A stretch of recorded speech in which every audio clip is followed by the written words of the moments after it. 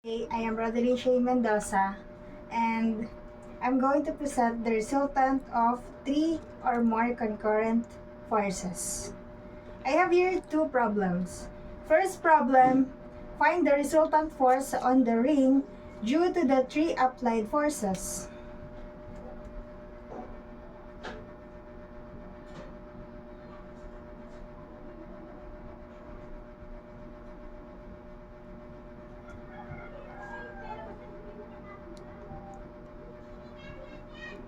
"37" yung angle, 60 degree, and 45 degree. Ito yung F2, which is 50 Newton.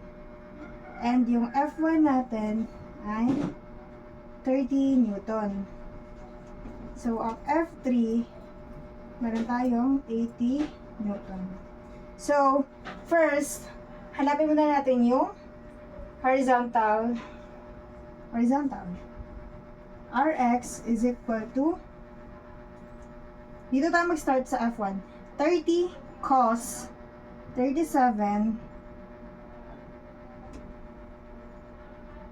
minus 50, dahil yung 50 Newton nasa second quadrant. So, negative yun dito. Kaya negative sign. 50 cos 45 degree. Minus 80 Newton cosine 60. Dahil dito ulit siya maglalay sa second quadrant, negative 80. So, the answer is negative 51.40 Newton. Ito pa lang yung Rx natin. So, ang hahanapin na natin ngayon is Ry.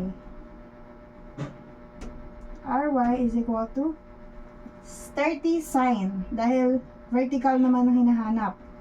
30 sine 37. Positive na siya kasi positive tong dito sa vertical.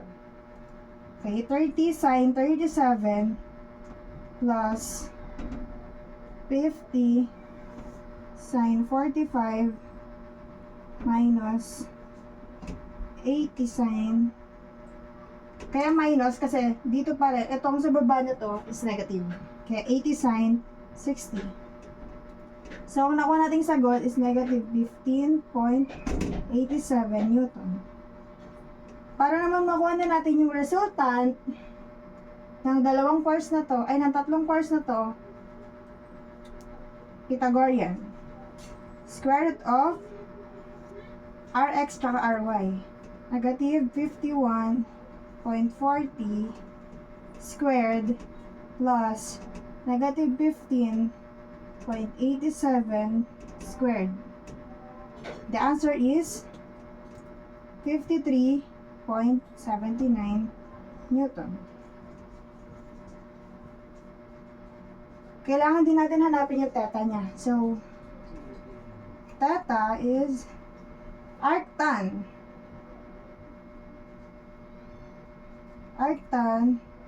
y over x. So, yung y natin is negative 15.87 over negative 51.40. The answer is 17.16 degrees. Example number 1 in resultant of force system in space. So, ito yung y. Ay, paling. Y, tapos may linya siya dito. Ano to? X.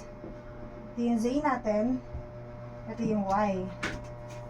So, meron tayong given dito na P is equal to 50.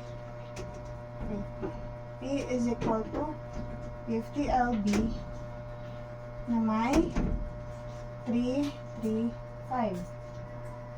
And then yung Q is equal to 180 lb, negative 2, 1, negative 2. S na 100 LB to negative 1 and 3.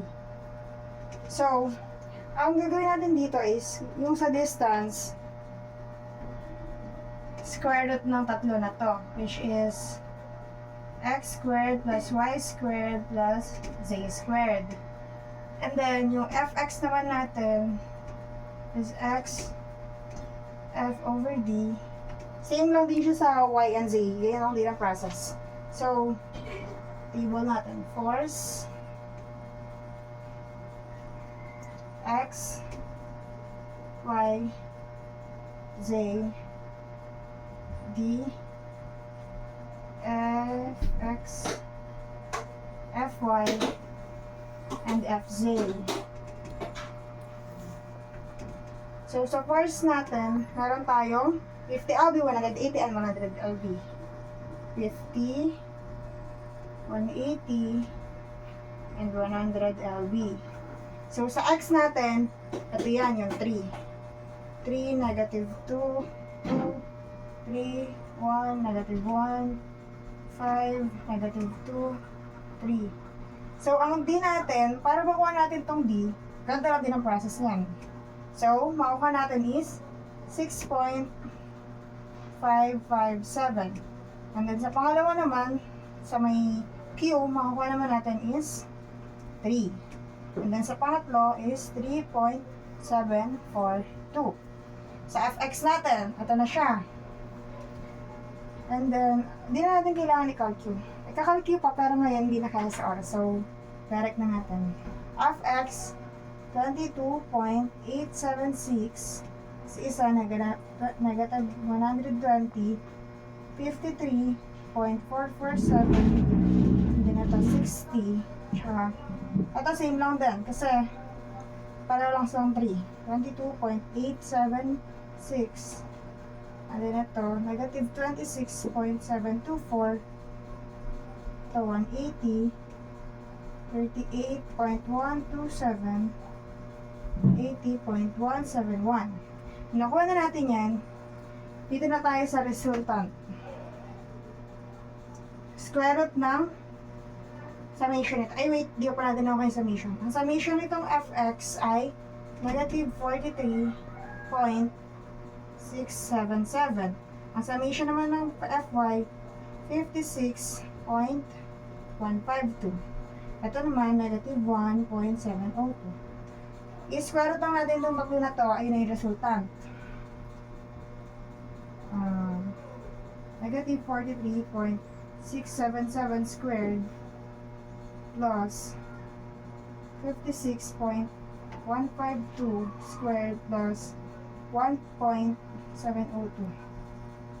squared. Nakuha nating answer is 71.159 lb.